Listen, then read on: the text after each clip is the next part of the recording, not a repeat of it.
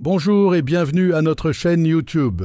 Voici les dernières actualités de la CAN 2023 en Côte d'Ivoire. 1. Le sélectionneur marocain Walid Regragui maintenu dans ses fonctions. Le sélectionneur de l'équipe marocaine de football, Walid Regragui, est maintenu à son poste malgré l'élimination de son équipe dès les huitièmes de finale de la CAN la semaine dernière. Il avait affirmé qu'il partirait s'il n'atteignait pas le dernier carré de la CAN avant le début de la compétition. Cependant, Walid Regragui a bien été conservé à la tête des Lions de l'Atlas.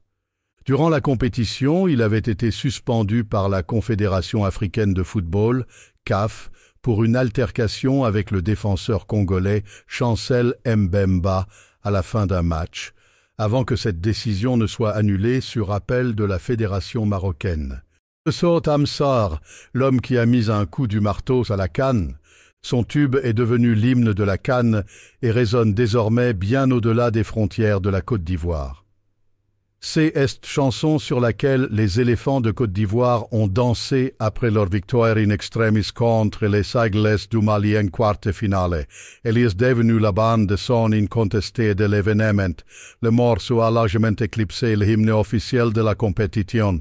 Aquaba, du groupe de Zouglou Magic System avec la star nigériane Yemi Alade et le rappeur égyptien Mohamed Ramadan en featuring. 3. L'Égypte se sépare de son sélectionneur Rui Vitória.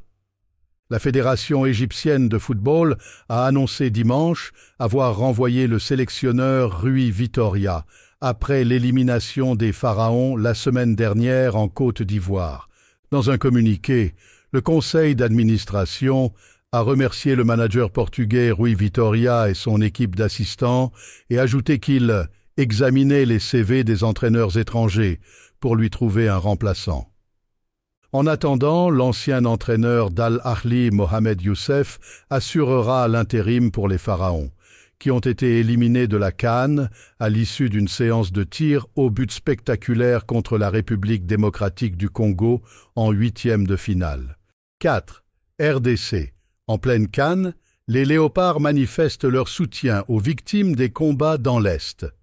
Les nouveaux combats à Goma entre l'armée et le mouvement rebelle du M23 ne sont pas passés inaperçus, surtout pas auprès de l'équipe nationale congolaise, concentrée sur leur demi-finale de CAN qu'ils disputeront mercredi face à la Côte d'Ivoire. Les Léopards ont réagi sur les réseaux sociaux, alors que de nombreuses vidéos des atrocités ont fait le tour de la toile. Les joueurs de Sébastien Desabre, loin d'être déconnectés, se montrent engagés et solidaires de la population congolaise.